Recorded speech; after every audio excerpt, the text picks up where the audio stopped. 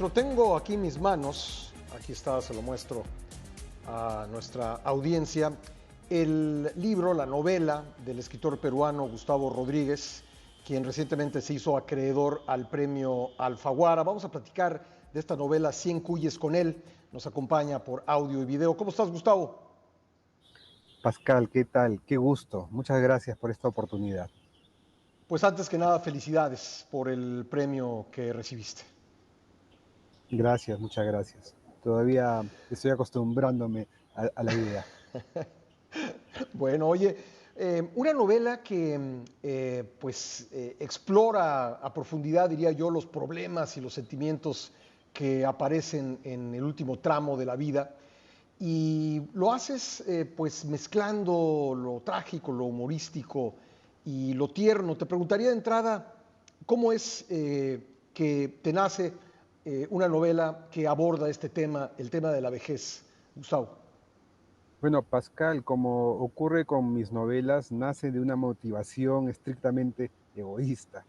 Esta es una novela que yo no hubiera podido escribir a los 40 o a los 30 años. Cuando me acercaba a la cincuentena de años, empecé a preocuparme por el tema del deterioro, del envejecimiento. Los papás de uno empiezan a languidecer, a morir, tus mentores también. Ujú. Y yo empecé a poblar mi cabeza de escenas así de ancianos, como anticipándose a cómo podría ser mi futuro si es que llego a él, ¿no? Yo siempre he usado a personajes o a alter egos míos para tratar de procesar, entender lo que me ha ocurrido. Esta sería la primera vez que uso lo mismo, pero para tratar de entender lo que podría venir. Y tenía esto dando vueltas hasta que de pronto, bueno, no de pronto, murió mi suegro hace más de un año, y esta muerte suya tan digna, además, me zamaqueó emocionalmente de tal forma que me senté a escribir esta novela como un poseído, así. Y no paré, no paré. Gustavo, ¿qué tanto te impactó el confinamiento de la pandemia? Porque pues lo supimos, lo reporteamos, lo comentamos con la audiencia, fue un tiempo tremendamente duro para las personas mayores, sobre todo para aquellas que están en los asilos, muchas veces las dejaron solas, incluso no solo porque en esos casos se dan pues terribles situaciones de abandono, sino porque a veces los familiares ni siquiera podían ir a visitar Mm. a los ancianos. ¿Qué tanto te marcó esta etapa y cuéntame si aprovechaste este tiempo de confinamiento para terminar de escribir esta novela? Mira, yo no dudo que la pandemia me haya impactado bastante, sobre todo porque tuve que dejar de ver a mi madre durante muchos, muchos meses y imaginarme lo sola que podía estar. Eh, y sí, es imposible que algo tan impactante para la humanidad no haya aportado su cóctel de emociones que tenía adentro, Uh -huh. definitivamente. Ahora, esta novela yo no la escribí durante la pandemia. En la pandemia no escribí nada de ficción. Me parecía que estábamos viviendo una ficción tan, tan grande ahí que me parecía que cualquier historia fabulada mía pues no iba a poder rivalizar con ella. La pandemia tuvo que amenguar mucho, mucho, mucho, mucho para que me atreviera a escribir Cien Cuyas, ¿no? Esta novela sobre, sí, como lo dijiste tú, sobre la soledad de los ancianos, la dignidad de la vida y al morir también, en clave de humor, felizmente. Esa clave de humor es importantísima, está presente a lo largo de la novela. Es algo que tú utilizas regularmente para enfrentar, describir temas que son difíciles desde el punto de vista humano. De todas maneras, Pascal, y yo no veo ningún mérito en mi caso en usar el humor en mi literatura, porque yo he usado el humor desde pequeño para sobrellevar Uh mis -huh. propios dramas. Es decir, yo era un niño muy tímido, lector, cero peleador, cero deportista, o sea, era el candidato ideal para ser el buleado, ¿no?, de la clase. Pero yo creo que mis compañeros pudieron atisbar un poquito de humor socarrón en mí, o un humor matalas callando, que me hacía simpático y me salvé de estar, entrar en ese cajón. Y el humor me ha Era servido para. como mecanismo de defensa, digamos. Totalmente, totalmente. Y en este caso ha sido una herramienta, así como me ha servido para enamorar chicas, también me ha servido para poder escribir una novela como esta, ¿no? En definitiva. A mí una de las cosas que más me gustó de lo que dijo la presidenta del jurado, Claudia Piñeiro, cuando premió 100 Cuyes, es que en una misma página te vas a conmover y también te vas a carcajear. Me gusta eso, porque finalmente la vida es una tragicomedia y en sociedades latinoamericanas mucho más, ¿no? Y esta es una historia totalmente latinoamericana, vivaz, que creo que sí, que es emocionante por los testimonios que he recogido de los lectores que lo han tenido ante ellos. Es imposible generalizar, pero yo diría por mi experiencia que en los viejos encontramos mucho uso del humor para describir su propia situación. ¿Es algo que tú registraste, digamos, en el proceso de elaboración de tu novela? Sí, mira, yo he tenido la suerte de estar en contacto con personas mayores desde niño. De hecho, mi abuela materna me crió prácticamente. Y yo no soy yo soy un autodidacta, soy muy intuitivo, no tengo ningún diploma universitario que respalde mis logros.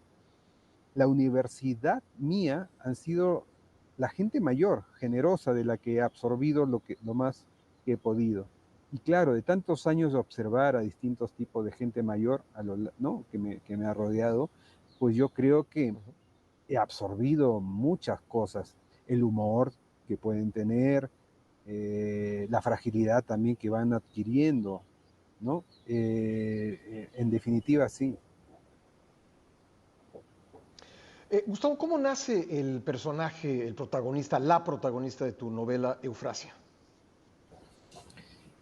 Qué bueno que me la menciones porque sin esa, sin ese personaje no habría novela. O sea, recién cuando se me ocurrió el personaje de Eufrasia, la cuidadora de ancianos, es que sentí que tenía un argumento. Yo siento que tengo un argumento de novela cuando siento que puedo sintetizar o resumir el argumento en el sentido de un noticiario, ¿no? Capitán loco persigue a ballena por los 7 mares. Bueno, podría ser un sentido de un noticiario, ¿no? Con respecto a Moby Dick. En este caso, Sí. ¿no? Aparece sicaria misericordiosa, ¿no? En la ciudad de Lima. Claro, alguien a quien le piden que ejecute los últimos deseos de estos viejitos y que lo haga por amor, ¿no? A cambio de una contraprestación eh, en la que los 100 cuyes tienen que ver como metáfora. Y si bien en el mundo el cuidado tiene rostro femenino en todas partes, eh, en América Latina y en parte de Europa, en España sobre todo, pues tiene el rostro de mujeres empáticas, de una gran inteligencia emocional, que suelen ser migrantes. Y es el caso de Eufrasia, que es una migrante interna del campo andina a la gran ciudad de Lima.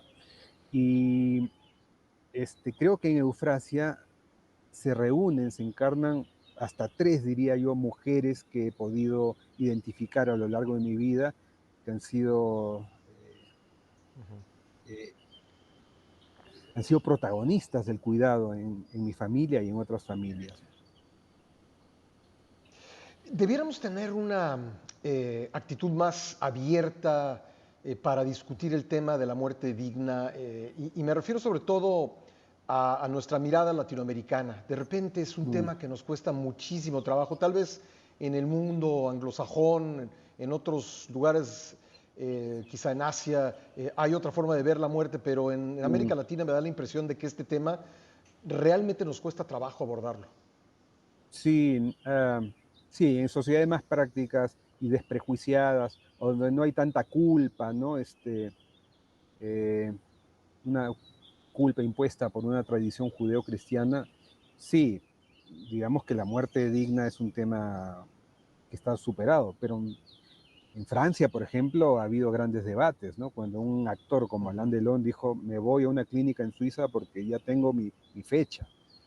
Y en realidad, yo creo que es algo de lo que vamos a hablar con mucha más frecuencia, porque ya nació la persona que va a vivir 140 años en el mundo, ya nació. Ujú.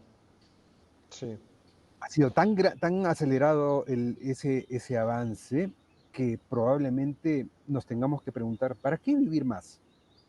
O sea, ¿vale la pena vivir más si el último tramo de tu vida no va a tener calidad, si no vas a tener, ¿no?, motivaciones para seguir viviéndolo?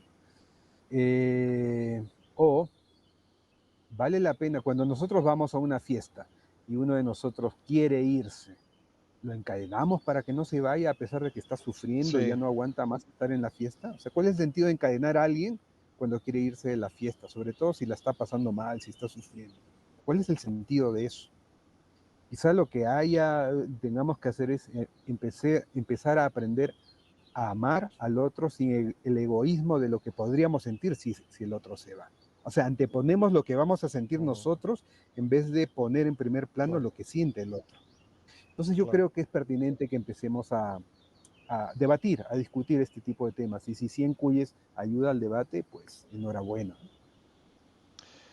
Por cierto, sería interesante que hicieras una breve explicación de la importancia del cuy en la cultura peruana, de la que probablemente pues, no están enterados todos en México. Perfecto. Voy a empezar con el ABC. El cuy, cuyo plural es cuyes, es este roedor que se suele llamar en otros lugares conejillo de indias, cobayo, cuyo, también es un roedor que es parte de la dieta de proteínas, ¿no?, en los Andes centrales, que abarca varios países, desde tiempos Ujú, prehispánicos, así como en España se come el conejo, digamos.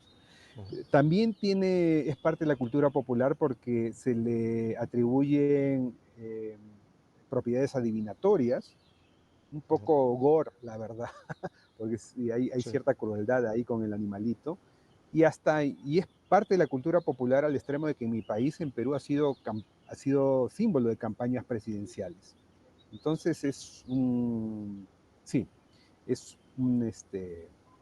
es un personaje, por decirlo. No, es un animalito muy presente en nuestra Ujú. cotidianidad.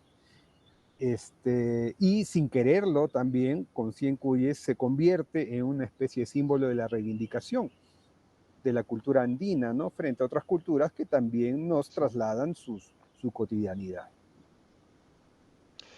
Pues Gustavo, por último, decirte que la novela se ubica en Lima, pero podría ubicarse en cualquier ciudad latinoamericana que tiene los mismos problemas de movilidad y muchos de los mismos problemas sociales que describes en tu libro.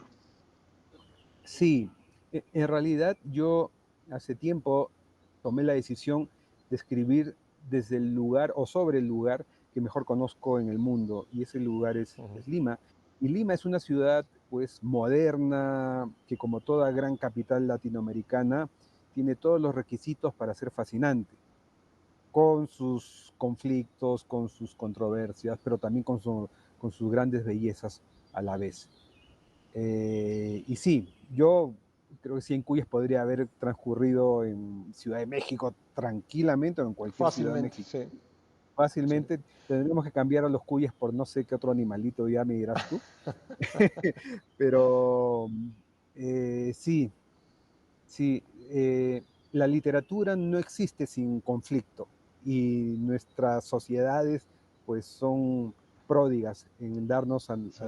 a nosotros los escritores todos estos insumos, ¿no?